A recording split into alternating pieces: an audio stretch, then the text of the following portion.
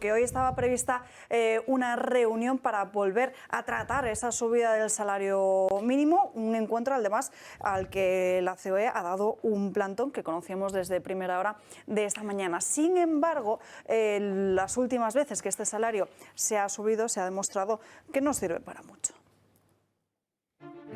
Los españoles cobran más, pero son mucho más pobres, al menos así lo perciben y eso dicen los datos. Aunque el salario mínimo interprofesional entre 2012 y 2022 haya pasado de los 641 a los 1.000 euros, incrementándose en más de un 54%, un aumento muy superior a nuestros vecinos franceses o belgas o similar al de los portugueses, suponiendo un fuerte incremento desde que Pedro Sánchez está en el poder y solo entre 2019 y el pasado 2022 creciendo en más de un 33%, lo cierto es que los españoles sienten que han perdido poder adquisitivo y sus previsiones para este año no son mucho mejores. Según el último Eurobarómetro publicado por el Parlamento Europeo, un 54% de la población española afirma que su calidad de vida ya ha empeorado. La cifra aumenta hasta el 69% cuando se trata de insatisfacción con las medidas aprobadas por el Gobierno central contra la inflación. Además, hasta el 90% teme que su calidad de vida empeore durante este 2023 por el aumento de precios. Una sensación comprensible dado que los salarios solo en el último año se han dejado casi 6 puntos de diferencia con la inflación y que según el último AROPE, el indicador de la población en riesgo de pobreza y exclusión del 2022 respecto del año anterior, más de 13 millones de españoles sobreviven y casi 5 lo hacen en pobreza severa.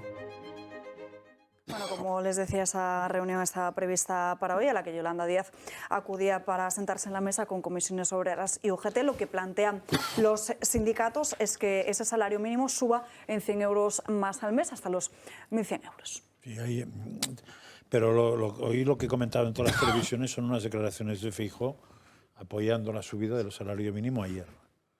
Entonces eso es lo que chocaba más. Nos los tendrá que explicar Margallo. Sí, pero parece que el PP ordinariamente no lo estaba. La inflación se ha comido el poder adquisitivo de la gente más indefensa y que tiene unos salarios más bajos. Es decir, una inflación subyacente del 7,5% se ha comido ya el 90% de la subida de las pensiones. El 90%. Sí. Y no te quiero decir, cuando analizas la cesta de la compra, qué le está pasando a la gente más sencilla, cuando resulta que la cesta de la compra básica se ha ido al 30% de incremento. Entonces, chico, pues me parece muy normal que se suba. Yo entiendo que hay otras consideraciones, y las puedo entender y efectivamente eso es muy complejo en el caso de compañías con muchísimos trabajadores, con otro tipo de consideraciones, digamos, intraempresariales y también de que puedes complicarle mucho la vida a empresas que tienen márgenes muy ajustados o que tienen, por ejemplo, contratos con la Administración y la Administración no se hace cargo en esos contratos de las subidas salariales, te los tienes que comer tú. Cuando tienes un contrato y tu margen de maniobra en esos, tu margen operativo en esos contratos es de un 4, un 5, un 6% y te meten un incremento salarial, siendo los salarios de las personas la parte más importante de los escandallos de esas compañías, pues te das cuenta que tienes que, que tienes un problema muy gordo. Igual sería más justo que se hiciera lo de deflactar el IRPF, que no subir el... O sea, yo lo que entiendo... sería más justo que el gobierno, el Estado en este caso, se hiciera cargo de que los contratos que fueron contratados, perdona la redundancia, con ese criterio y con esos números, cuando se suba el salario mínimo, el gobierno diga, y aquí estoy yo, y esa subida me la como yo. Me la como yo en esos contratos. Lo que se trata es de porque es que si no, está poniendo en la ruina directamente a un montón de compañías. Pero te estás quejando de que lo que ha perdido el españolito medio, / españolita o españolite, es el poder adquisitivo. Con lo cual sí que yo estaría de acuerdo, claro, que hay que conseguir que el poder adquisitivo no vaya a menos. Claro. Ahora, que la mejor medida sea subir el salario mínimo interprofesional, eso es lo que tengo dudas. Preguntando a economistas, me han dicho que eso es muy dudoso, que hay otras muchas maneras que distorsionan menos. ¿Cuántos de esos economistas tienen el salario mínimo, tío? Es que, ninguno. Claro, es que yo estoy harto de economistas y de expertos que a final de mes reciben 5.000 pavos limpios. Claro, si tú recibes 800, igual tienes otro planteamiento. Sí. digo yo, ¿eh? Y en todo caso, insisto, a aquellos sectores que no puedan asumir, porque están atados de pies y manos, los incrementos, porque al final la compañía, cualquier compañía, para mantener su EBITDA, lo que tiene que hacer es incorporar al precio todos los más coste. Si no vas incorporando al precio los más costes, al final lo que tienes es una ruina y tienes que cerrar, así de sencillo. O sea, es la cuenta de la vieja. Sí, Entonces, está bueno, claro. chico, la cuenta de la vieja hágala usted, pero hágala con el gobierno. Hablo de las compañías que tienen contratos con el gobierno. Pero, por ejemplo, los sueldos van con la productividad. ¿Mejora la productividad al subir el salario mínimo? No, ¿por qué? Pues No entonces tiene nada que ver. Pues entonces tenemos un problema. No, porque los sueldos, España, o sea, lo que es ridículo son los sueldos en España. Los sueldos en España son una porquería. Y en cambio los impuestos en España no son una porquería. El gran problema que tiene España son los sueldos. Cuando preguntas, yo no sé, yo soy biólogo, no economista. Cuando pregunto a economistas me dicen, los sueldos subirían si aumentara la productividad. Eso es evidente. Entonces, si subir el sueldo mínimo mejora la productividad, irá bien para subir, no el mínimo, sino los sueldos. Pero si no sirve, no sé qué ventaja tiene. La productividad, si tú recoges las basuras en una compañía, en una contrata en el Ayuntamiento de Madrid, sales todos los días de tu casa a las 4 de la madrugada, vuelves a las 12 y te has tirado 8 horas en el camión recogiendo cubos y metiendo en el tal, hombre, podrás decirle que mejore la productividad, pero chico, por 1.100 euros al mes, tu tía. Yo he dicho una pregunta. Margallo. Bueno, yo, chico, es que me acojo. Es que yo creo que estamos mezclando cosas. Una cosa es la deflactación de la tarifa de inflación. Lo que ocurre con la inflación es que a ti te suben tu sueldo para que no pierdas demasiado pie con la subida de los precios. Pero puede haber una subida de precios que ni siquiera equipare, una subida del salario que ni siquiera equipare la subida del salario, es decir, que en términos reales compras menos cosas y sin embargo el impuesto sobre la renta porque es un impuesto progresivo. Eso es una notoria injusticia. Otra cosa es que en este momento, como consecuencia de la caída de los costes energéticos, que va a seguir cayendo, haya margen para subir los salarios sin que eso incremente los precios, es decir, sin que alimente la inflación. Yo creo que eso hay que aprovecharlo. Eso es verdad. O sea, eso es posible ahora mismo. No, eso es absolutamente cierto. Claro, eso es que clave, los cortes eso es clave. energéticos han caído. Y eso van a es seguir cayendo. Sí, van a seguir cayendo. Es decir, eso es absolutamente razonable y entonces tienes margen, insisto, para subir los salarios sin que eches gasolina al fuego, que sin que aumente la inflación. Y la tercera es la regla general.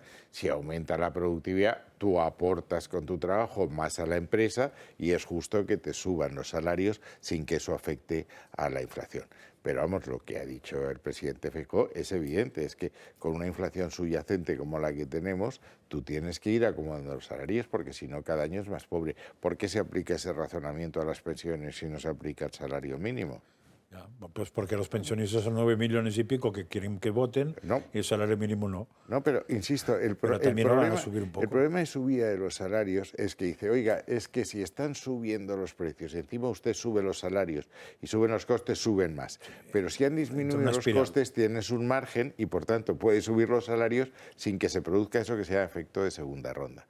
Y lo siguiente es que efectivamente lo que tú has dicho de los salarios, productividad, todo eso, medidas fiscales que hay que tomar para que la productividad aumente, fomentar la inversión, fomentar la I+D+I, eso exige un pacto de rentas. Estamos en una situación, he hablado antes de los pactos del tema del malestar social.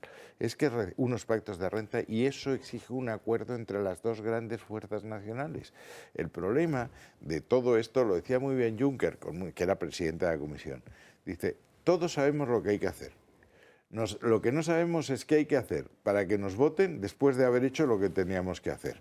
Entonces hay que repartir el sacrificio de forma sincronizada, concertada entre las fuerzas políticas y los agentes sociales. Sí, y eso es un pacto de rentas. Lo que pasa es que hay más elementos implicados, José Manuel, si me permites. Y es que hay muchas personas en España y recuerdo en este momento el ejemplo de un señor que trabajaba para una cooperativa agraria en Navarra. Sí. Es un musulmán que tiene, me parece que son 3 hijos, era uno de los mejores trabajadores de la cooperativa y se presenta al dueño de la cooperativa y le dice, ya no vendré a trabajar, don Jesús. ¿Cómo que no vas a venir a trabajar? Y dice, no, es que a mí la subvención que me dan es 100 euros más de lo que cobro aquí. Tú me pagas 1.400 y yo, solo por el hecho de tener 3 hijos, estar aquí, cobro una subvención de 1.500. Entonces ya mañana no voy a venir a trabajar. Entonces, oye, vamos a ponernos de acuerdo en cómo se utiliza de verdad el dinero público y qué tratamiento le damos a las subvenciones. Eso es un pacto de rentas. Claro, es que todos esos elementos los tienes que poner encima de la mesa. Es que si no, es que está todo completamente locos, fuera de la realidad. Pero sobre el salario mínimo, que todavía no habéis dejado hablar a Es verdad. Patricia, y además estábamos diciendo que si al final subimos también el sueldo mínimo, también habría que contemplar que ese trabajador le está costando más dinero al empleador y que a lo mejor, como hemos visto en las otras ocasiones que se subió el salario mínimo, se destruyeron puestos de trabajo. Patricia. Aparte, no se crean. Aparte que el salario mínimo Pero es un problema de proporción. Que no será lo mismo en Madrid y en Barcelona que en Soria. Sí, o es en lo Cuenca. mismo, sí. Claro, pero vete a alquilar un piso en Cuenca y vete a alquilarlo en Sí, Madrid. claro. ¿no? Y vete a moverte a tu puesto de trabajo viviendo a 25 kilómetros de Madrid y tienes que ir a trabajar al centro de Madrid, a ver cómo lo haces con 900 euros al mes. A ver dónde vives, qué rayos compras y cómo rayos te mueves. Pero claro, en Cuenca son 1000 y pico, trabajas pero a 20 metros de... Sí. el No tiene piso nada te que cuesta- ver. No tiene nada que ver. Nada que Entonces, ver. ese pacto de rentas quiere decir que tiene muchos elementos. Si ¿no? lo tienes que modular Y todo lo además que quieras. la cuestión de la diferencia salarial de unas a otras comunidades autónomas es lo que está agravando esas diferencias, ¿no?, entre las propias urbes y el resto de España. A mí sí que me gustaría añadir una cosa a todo lo que ya habéis dicho, y es el tema de la fiscalidad. Yo creo que no solamente es necesario una cuestión de subida salarial, que sí que creo que lo es, pero hay que volver a ciertas cuestiones que se han abandonado en España, tanto a nivel nacional como a nivel autonómico. Por ejemplo, la presidenta madrileña apuntaba hace poco a la deducción del 20% de la inversión que se viniese a la Comunidad de Madrid. Bueno, pues es que si eso no llama más a riqueza, que venga Dios y nos lo cuente. Sí es cierto que, aunque se hayan acometido bajadas en la tarifa autonómica, tú lo apuntabas, José María, a nivel nacional, aunque se hayan acometido bajadas en las tarifas de tipo de 0,5 en 0,5 en el IRPF, por ejemplo, el madrileño, a nivel nacional se ha echado de menos que hubiese una bajada de la tarifa nacional, y no solamente ahora, sino desde el propio término del ejercicio 2020. De hecho, históricamente, en España, si mal no recuerdo, era muy complicado acometer una bajada del tipo impositivo en IRPF a mitad de año. Pero bueno, se podía hacer, la ley lo permite. Es verdad que nunca se ha dado, pero no había que haber esperado al término de un ejercicio fiscal. Por tanto, llevamos 2 ejercicios fiscales en los que a los españoles apostan, no se les ha querido bajar esa tarifa nacional de IRPF. ¿Cuándo podíamos decir, bueno, es que en 2020 bueno, pues todo se empobreció, etcétera? Bueno, pero es que recordemos que el año pasado el Estado español fue el que históricamente más impuestos recaudó, precisamente debido a la inflación. claro. Por tanto, se podía haber hecho. ¿Y esto a quién hubiese ayudado? Pues no solamente a los trabajadores, que por supuesto, sino al grosso de las pymes, que son las que conforman la sociedad española en el mundo de los negocios y en el mundo empresarial. ¿Hablamos de grandes empresas?